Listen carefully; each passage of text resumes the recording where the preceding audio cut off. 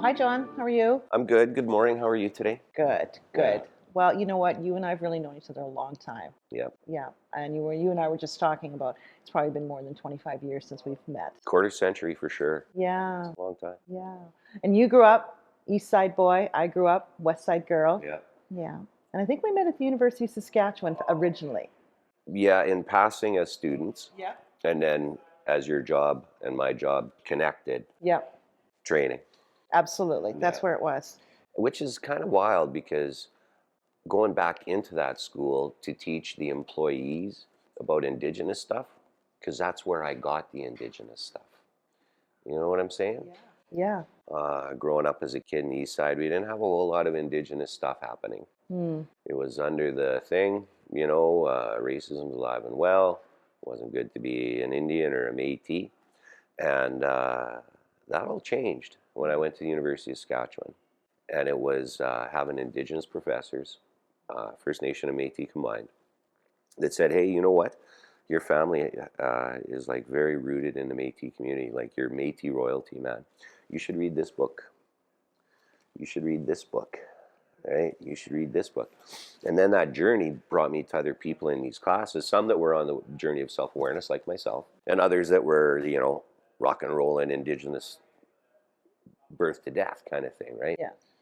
So to have that and have it lifted up and have that history of my family have merit was the first time ever in my life that there was merit to that. Growing up in the East Side, no, right? So we didn't have that network, the lift up, the talk about it, because you just didn't talk about it. Yep. A little different on the West Side. Little bit different. Like I came to Saskatoon in the 1980s, and I came right off the Kakwa First Nation to Saskatoon. And to be honest, Saskatoon scared me. I knew, I've always known I'm an Indian. It's just the way I grew up. And I remember I was in the third grade, and the teacher had us all sitting on the floor, and she was reading a book, and there was a chapter on, in that time they said Indian peoples, and it was about making maple syrup or something like that. And the teacher got up and left the circle, and I'm sitting in the circle with my classmates, and one of the girls said, well, the only Indians here are Candace and Omar. And Omar was the son of the East Indian doctor in town. Mm. And I remember looking at, and Omar and I kind of looked at each other. And so I've always been very aware of who I am, but not necessarily could wear it proudly. And I think very similar coming up in Saskatoon, when I started attending the University of Saskatchewan as well, I started surrounding myself with Indigenous people who were also filled with pride, that had the freedom and flexibility to be who they are in the right environment. Yeah. And so, yeah, I think it was a little different on the West Side. There was a very high Indigenous population. I grew up in Confed Park, lots of other Indigenous families. But what I always noticed is that we were on the buses together, number 7, going downtown, taking the 11 Express down 22nd. But we weren't working at the Robin's Donuts or the Canadian Tire or any of the sort of the local businesses that were there at the time. You just didn't see us having jobs. And I think that's how I met you. We were really focused on what's going on. How do we get more Indigenous people in the workplace? And that's what I do for a living, right? And my experience was as a kid in 1980, so I would have been 12. We studied Riel in the history books, and at that time, our family history book was done, and my ancestors in Lorette, Manitoba, I always heard them talk about it, right? And they're darker, and they spoke French Michif, and but out here, my family that had left the Red River, right? But when it came up with Louis Riel, I was like, this was just recent because, hey guys, it turns out, I said, Louis Riel's my cousin and my dad's Métis and I'm Métis. And the response was, oh, you're an effing wagon burner. Oh, traitor treason. I had to fist fight a friend, Oh, jeez. So Yeah. you kind of put it away, right? Because if that's what that means, I don't want that. I wrote about that experience in my newspaper one time. And 3 weeks later, I was having a bit of a get-together, and one of my buddies comes in. He's like, hey, read your editorial about that Louis Riel thing. He goes, that was me. They called it wagon burner. He's like, I'm so sorry. I was like, I wound up standing up, for his wedding and everything. But at that time, right, as kids, that was the rhetoric around Indigenous. Yeah. Yeah. Not no more. Well, you mentioned the newspaper, Yeah. and you're the publisher owner of Eagle Feather News, and Hmm. this segment, this what we're talking about with the conference and the people who are here today watching us is, it's about becoming. Hmm. How did you become John Lagimodiere, Eagle Feather News? Oh, it was a myriad of coincidences and meeting people and just walking through a path, right? My partner knew a couple guys in university, needed help marketing a Indigenous awareness company. They needed a Métis facilitator. I was just fresh out of school, full of information and history and ready to help. We got together, and then through a series of incidences again, a gentleman came to us with an opportunity to work with him making this paper. And so we said, okay, we'll sell some ads for you. We'll help fill content, blah, blah, blah, pay us good. And we put out that first issue, and when we go to print it, ain't nobody got money. And they're like, we got to pay to get this printed. And I'm like, and I had been working pretty steady for, I was late 20s, and I was like, I have a credit card. And they're like, you have a credit card? Yeah. So I paid for that first one, and then I paid for that second one. And then the business collapsed. The people collapsed around it. The guy who brought us the paper left. There was issues there. And then the two partners I had, one had to go back to school, weren't making a bunch of money, and the other guy had some pretty serious health issues. So within about 6-8 months of starting this paper, I'm on my own. I got a pile of debt. I got 6 staff. I have no idea what I'm doing. I got a sociology degree, and I worked in a warehouse. Right now, all of a sudden, I'm publishing this paper.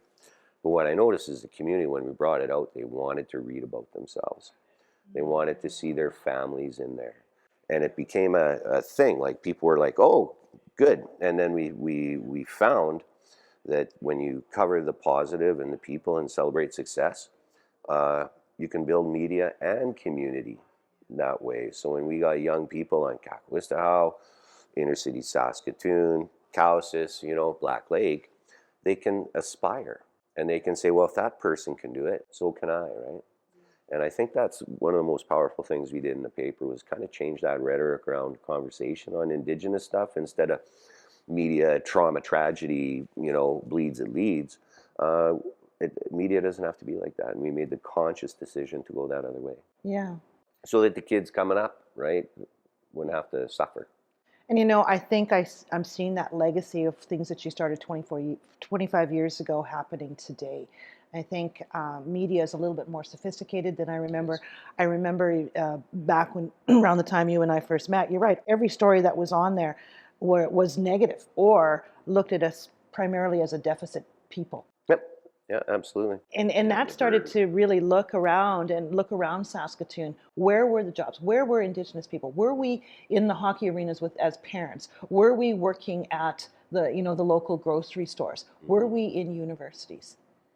And the numbers were small. They were still too small for my liking. Yes, absolutely. Like the progress. And what really lifted me up too was realizing the strength of our community in the city. Yeah. Right? Because as a Métis kid growing up, there wasn't a Métis local around. There's no celebration of Métis culture, language, arts, whatever, nothing. But when I first went and got my Métis card, community, right? They're like, oh, you're one of us. Welcome, come. Oh, what's your last name? Who's your relatives? Where are you from? Oh, community, right? And then I realized there's this strong, vibrant Métis community already operating throughout the city that, people don't really acknowledge. And then getting into the paper, I started to run across all these people I was in university with. Yeah. Right? We all started taking our place. But then you realize that network of First Nations in the city, there was a lot going on. Yes. Right? Yep. But nobody knew about it. No. Taking our place. I want to spin off that for a little bit. Mm-hmm. So each of us have sort of come to a certain point in our lives, and we have to open the door for the next place. True. So when you think about taking your place, what does that mean to you, taking your place? We weren't allowed to before, as we were. You had to be something else to try to fit in or do whatever it was. So I found taking my place was just the more I learned about my background, my history, my culture, the more I became a better Métis, the more I took place in places. Yeah. You know what I mean? And then the education I got from the university rounded it all out. Why are things the way they are? Yeah.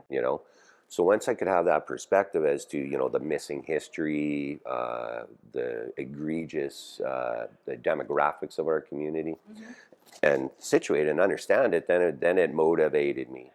I come out of university mad. I was pissed about when learning how they treat our people, because we didn't know it. We were just living it, Yeah. right? Good point. So when I got that, came out mad, and it's like, what am I going to do about it?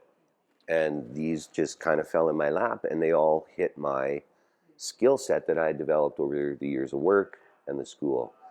And it just came like that. So it was a bunch of different factors that moved me to where I was, but it was the education that focused me on trying to make that change. And that's what I find fascinating about this conversation is for what we used to have to keep hidden in our lives is now the pathway for becoming, is now the pathway for taking our place. So I get the pleasure of working at the Gordon Oaks Red Bear Student Center every day. And, we exist to make sure, to assist students on that journey of becoming. And I fundamentally believe, and I've seen the proof in our students who've graduated and come back and tell us their stories, is that when students are culturally confident in their lives, they're culturally confident in the classroom, and they're culturally confident in the workplace.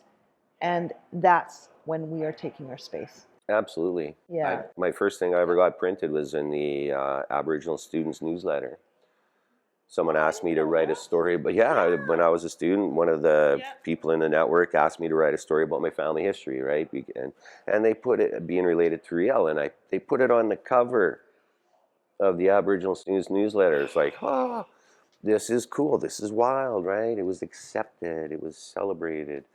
Never saw that before, so that lifted me up, right? And then, okay, we got something going here. And lifting each other up. I think that's been key for not just creating community, sustaining community. Our jobs, my job is to lift you. And I know you do the same for me. And I've been grateful for our friendship all these years. Amen to that, sister. Absolutely. Yeah, we've come a long way. Yeah. 25 years, all the things we've seen, all the changes. And it's fascinating, and it gives me so much hope. Yes. Right? And just to see the resilience of our community, and it's coming up, and more students in post-sec and doing this are taking our place in really important jobs and things. But also the growth of allies. You know what I mean? Canadians are realizing something real bad went wrong. And they're mad that they didn't know it. They're ashamed. They feel guilty. Right? And one of the things we talk about when we're doing our seminars is what has been created here hasn't been those people's individual personal faults. It's not their fault. But this is something we've all inherited as Canadians. So the history wasn't our fault, but our responsibility going forward now as Canadians is how do we do this better? And they're buying in, the calls to action, the unfortunate discovery of all these unmarked graves has changed the narrative just in the last 6 months in this country markedly. And it's about time. It is about time. Yeah. It is about time. We can't change our history, but we can certainly learn from it. And I think about the young leaders coming up today who are going to take this forward. So it's not that you and I have not had our day in the sun. I think we've done some okay work. Doing good. We did all right. But we do have a responsibility to continue to uplift and reach forward and reach up. What does that look like, and what do we think? What kind of advice do we have for the people who are sitting in university now, or just out there in Saskatoon community and want to take their place? Okay, I would say to the young people out there, or the old people who are waiting to take their place, or middle-aged, whatever it is, be you, right? Be you. What are you? Be that. And then don't be scared to make mistakes, right? And I've learned that the hard way as a publisher, because when you make a mistake and it's printed 10,000 times and then sent all over the flipping place, you learn your lessons. Yeah. But if I wasn't making those mistakes, I wasn't trying, right? So if you be you, try. If you make a mistake, own it, fix it, learn, continue. Yeah.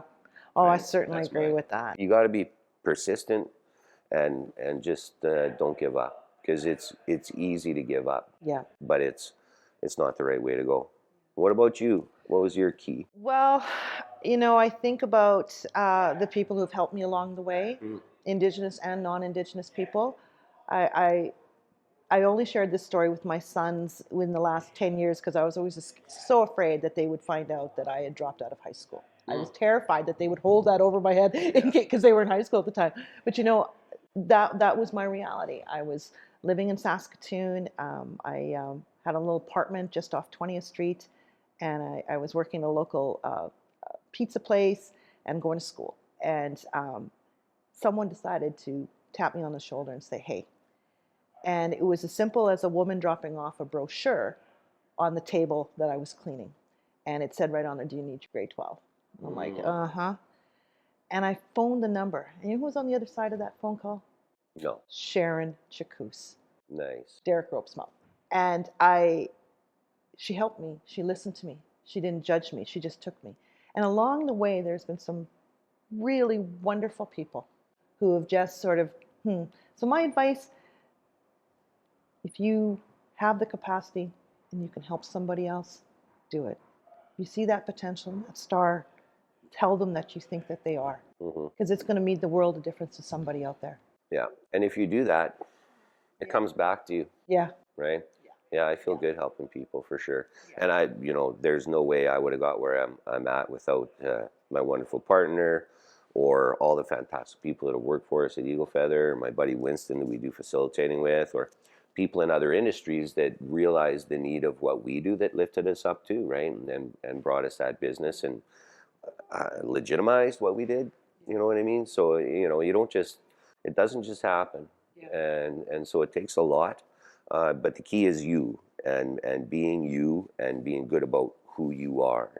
And the better you're at that, the better you're at everything. Well, John, this has been fantastic. Great chat. Another 25 years of friends, man. You betcha. And then we'll be like 52 years old by then. Yes, that's exactly how old we'll be. Just kidding. I already beat that one. Awesome. Thanks, everybody.